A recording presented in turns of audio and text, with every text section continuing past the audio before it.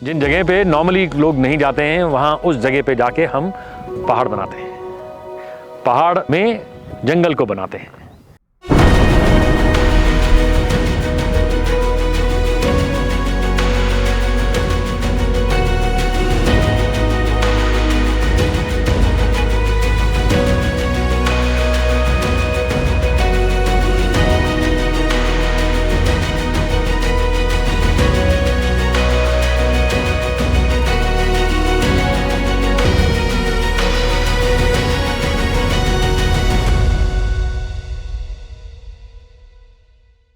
Indian army, भारतीय सेना, ये नाम सुनते ही आपके जहन में बॉर्डर पर तैनात उन जवानों की तस्वीरें उभर कर आती है जिनके शौर्य, बहादुरी और पराक्रम के किस्से हम लोगों ने सुने हैं। वही इंडियन आर्मी जिसे हजारों लाखों ब्रेवरी मेडल्स मिल चुके हैं, और वही इंडियन आर्मी जिसने लाखों सक्सेसफुल ऑपरेशंस किए हैं। आज हम इंडियन आर्मी के जिस पक्ष की बात करेंगे उसे बहुत ही कम लोग जानते हैं। इंडियन आर्मी का वो पक्ष जो एनवायरनमेंट बचाने का काम करता है, एनवायरनमेंट कंजर्वेशन का काम करता है, न सिर्फ कैंटोनमेंट एरियाज में बल्कि सिविल एरियाज और फॉरेस्ट लैंड के भी जिसने तस्वीर बदली वो इंडियन आर्मी। उस इंडियन आर्मी का ये पक्ष है इको टास्क फोर्स।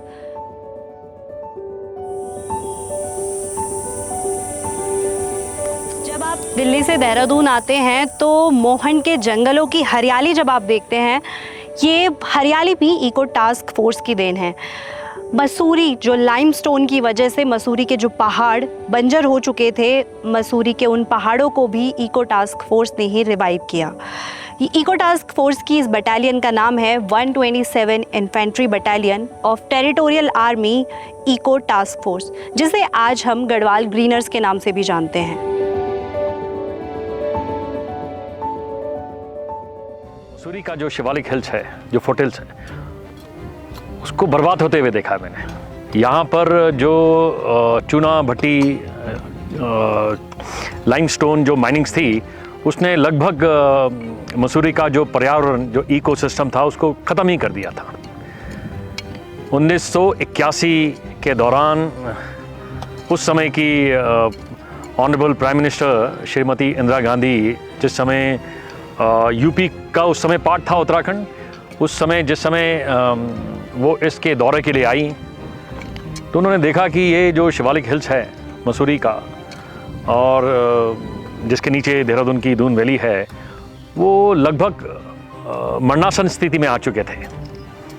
चूनों की भट्टियों के कारण, चूनों की खादानों के कारण, इसमें जो कभी पहले फेमस थे अपनी बर्फ़ के लिए, सर्दियों के लिए, ठंडियों के लिए, वो सब खत्म हो चुका था।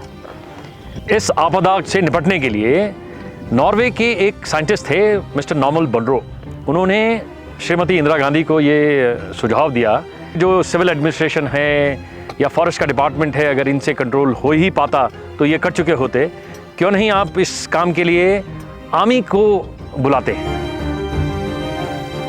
तो इस तरह शुरुआत हुई फौजी भाइयों वाली इको टास्क फोर्स की, जिसने फिर फॉरेस्ट डिपार्टमेंट का काम उनसे भी बेहतर तरीके से कर दिखाया।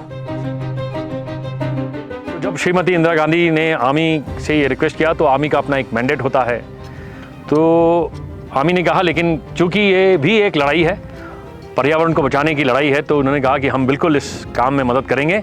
तो उन्होंने कहा क्यों नहीं हम इस तरीके की एक फोर्स खड़ी करते हैं जिसका फाइनेंस तो जो मिनिस्ट्री ऑफ एनवायरनमेंट है वो दे, और काम बिल्कुल मिलिट्री ईथोस और मिलिट्री डिवोशन के साथ हो। इन सब के मद्देनज़र तब 1982 में दिसंबर में पहली, न केवल हिंदुस्तान की बल्कि पूरे विश्व की अपनी तरीके की एक पहली इकोलॉजिकल टास्क फोर्स खड़ी हुई, जो अब 127 infantry battalion T Garhwal regiment की पलटन है, और आज की तारीख में ये गढ़वाल ग्रीनर्स के रूप में जानी जाती है।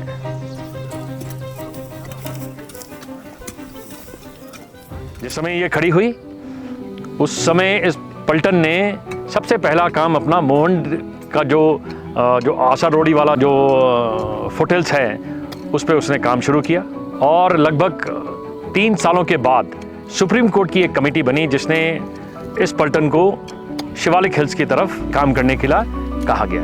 इन 43 सालों में इस पलटन ने इतनी बखूबी से अपने काम को अंजाम दिया है कि जो मसूरी किसी एक समय पे जो शिवालिक हिल्स ख़त्म ही हो गए थे, मरणासन स्थिति में पहुंच चुके थे, आज उनका जीर्णोद्धार हुआ। आज उस मसूरी में उसी तरीके से बर्फ़ भी गिरती है, सर्दियां, ठंडक वापस आ गई है। ये मैं एक देहरादून निवासी होने के नाते आप लोगों को बता रहा हूँ।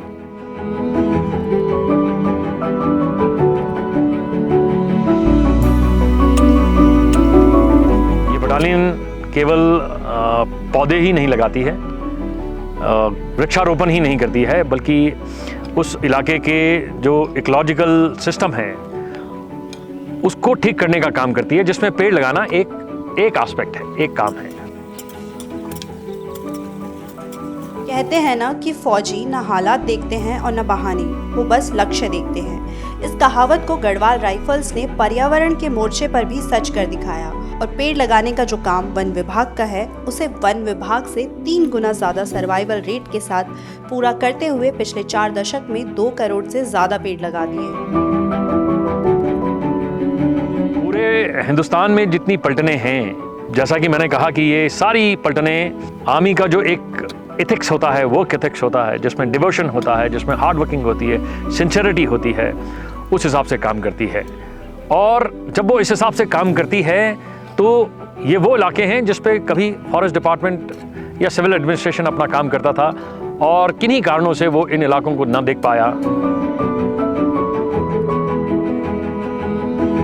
फॉरेस्ट डिपार्टमेंट भी अपना काम कर रही है, लेकिन उसके काम करते हुए उसकी जो प्लांटेशन की सर्वाइबिलिटी रहती है वो 30 से 35% के आसपास रहती होगी। लेकिन जिस तरीके से हम काम करते हैं, आप पीछे देख रहे हैं, जिस इलाके में हम काम कर रहे हैं और जिस इलाके से ये लड़के आते हैं और इसी इलाके में जब काम कर रहे हैं, यहाँ काम करते हुए जो सर्वाइबिलिटी है इन पलटनों की वो लगभग 89 से 92% की रहती है, जो अपने आप में बहुत ही ऊंचे दर्जे की है।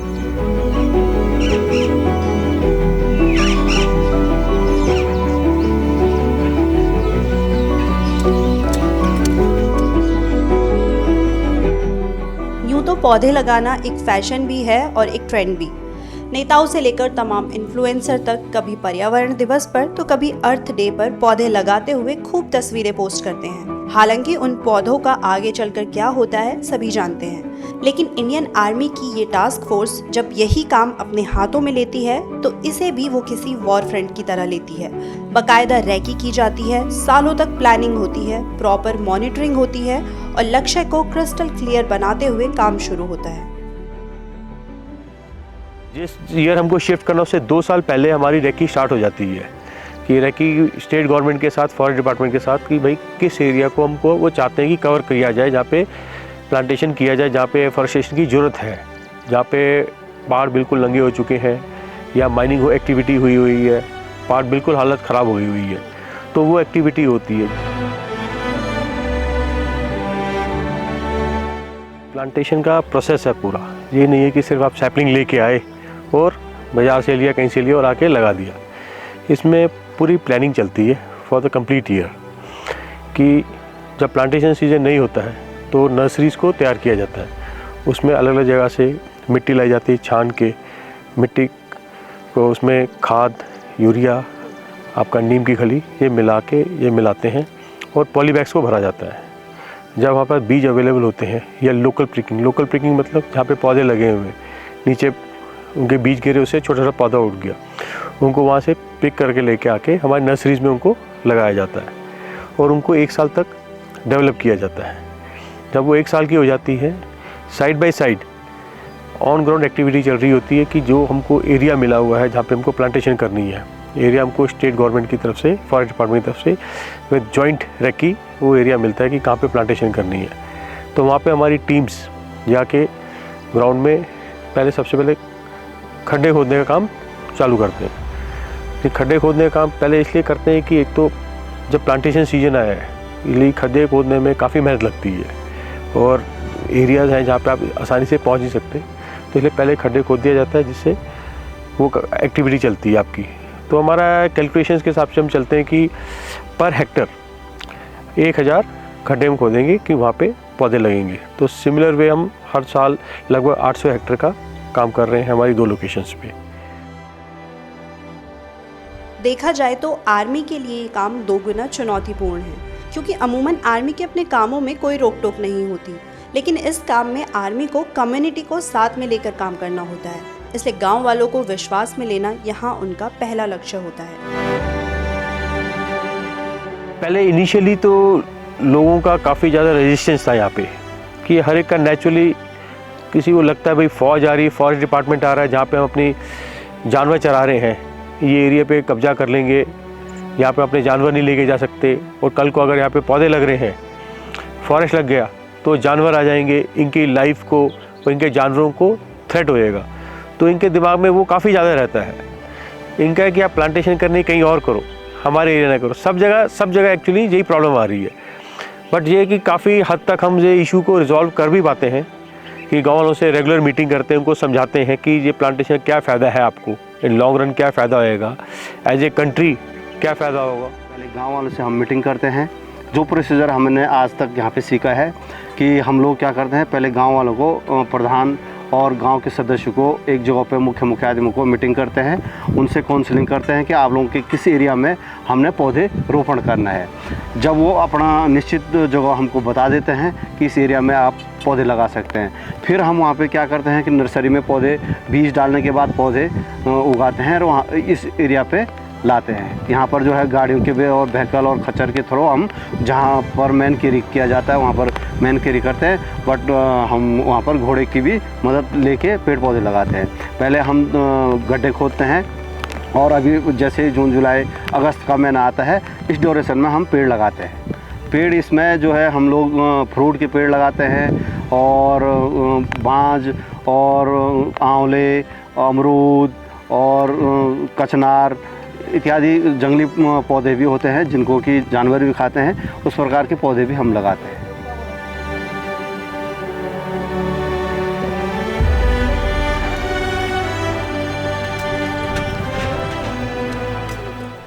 हर साल लगभग 800 हेक्टेयर का काम कर रहे हैं हमारी 2 लोकेशंस पे। 400 हेक्टेयर हम एरिया कवर कर रहे हैं सैया एरिया में, और 400 हेक्टेयर है कशाली में। तो ये 2 लोकेशंस में हमारी कंपनीज लगी हुई हैं जो प्लांटेशन एक्टिविटी कैरी आउट कर रही हैं। ये भी इंटरेस्टिंग है कि पर्यावरण बचाने की इस लड़ाई में शामिल सभी फौजी अपनी सेकेंड इनिंग खेल रहे हैं।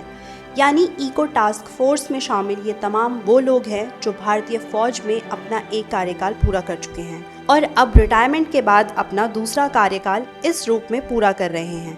इनकी पहली इनिंग एक जवान की रही और अब दूसरी इनिंग एक किसान की।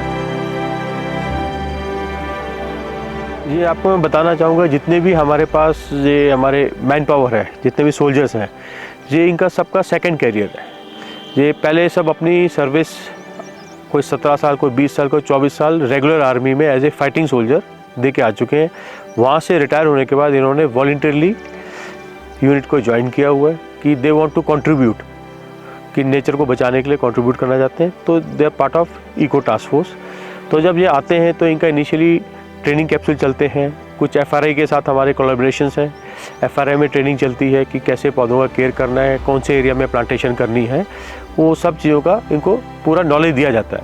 फिर नर्सरी में कैसे एक्टिविटी करनी है, पौधों को कैसे शिफ्ट करना है, एक जगह से दूसरी जगह करना है, कितना खाद मिलाना है, कितना नीम खली मिलाना है, और कौन से पौधे लगाने हैं। कि हम यहाँ पे पहाड़ी एरिया में लगा रहे हैं, प्लेन्स के पौधे नहीं लगा सकते, वो सर्वाइव नहीं करेंगे। तो उस तरह की रेगुलर ट्रेनिंग इनको दी जाती है।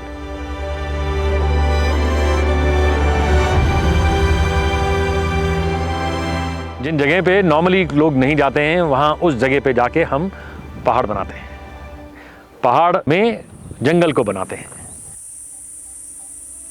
127 इन्फेंट्री बटालियन टीए इको जो है, ये 1982 में रेज हुई थी और इनका मेन काम था पर्यावरण संरक्षण, इन्वायरमेंटल प्रोटेक्शन।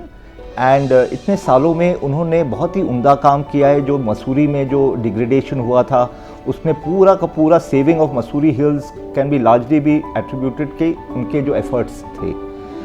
इनका बटालियन हेडक्वार्टर तो आप सबको मालूम है गढ़ी कैंट देहरादून में है, और इनकी 2 कंपनी अभी फ़िलहाल कसियाली और सैया में है।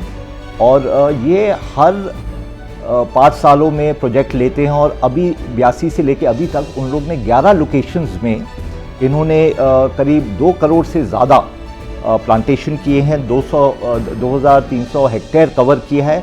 और मेन चीज़ जो है इनकी सर्वाइवबिलिटी ऑफ इनके प्लांटेशन की 85% है। और ये जो यूनिट है ये फंक्शन करती है मिनिस्ट्री ऑफ फॉरेस्ट के साथ जो स्टेट का है and at the centre ministry of environment के कोऑर्डिनेशन में। एंड इनकी जो तरतीब इतने सालों से बनाई गई है वो इतनी अच्छी हो गई है, राइट फ्रॉम द ड्रिल जो है, from collection of seed to the plantation of the seed to the nurturing it in their nurseries which they have extensive lakhs of small plants they nurture, then they उनको लेके जाते हैं forward locations में। तो इनकी पूरी जो तरतीब है इतनी स्मूथ असेंबली लाइन बन गई है कि मतलब they are a huge contribution to the state, I would like to say that. And इनका जो मोटो है भागीदारी और जिम्मेवारी, जिसमें लोकल पॉपुलेशन को साथ लेके चलते हैं, यानी कि प्लांटेशन तो करते ही हैं, लोकल पॉपुलेशन को एजुकेट करते हैं कि भाई ये पेड़ जो हैं ये आपका जीवन है, इनको इनकी देख रेख करिए, look after them and they will pay you back in time to come. And besides this this task of plantation which they are doing, इसका इतना उम्दा काम देख के 10 more units of this kind have been raised and I wish this unit all the very best.